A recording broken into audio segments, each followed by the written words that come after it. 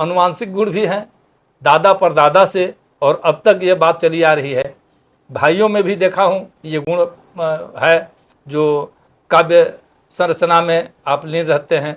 तो सबसे पहले मैं ये जानना चाहूँगा आपसे, ये आपके गीत जो अभी हमारे बालक भी बड़ा ध्यान से पढ़ रहे थे, हमने भी देखा है उसको, केहू मन परल, जो भोजपुरी गीतों का संग्रह एक है, उसमें गज़लें भी हैं, बहुत सारी चीज़ें हैं, बहुत देखने लायक अच्छी अच्छी चीज़ें हैं। हास्य व्यंग की दुनिया में, जो तंज़ो मज़ाह की दुनिया से आपने कहाँ तक का सफ़र तय किया है, यहीं से बात शुरू करते हैं। जैसा कि आपने बताया है जी, कि मेरा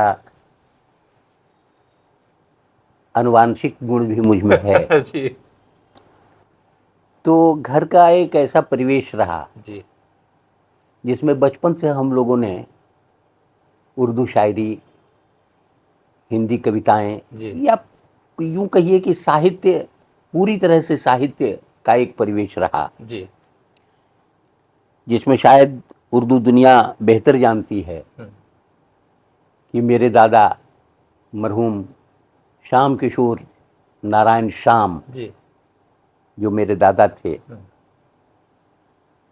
सीवान में ही वकील थे।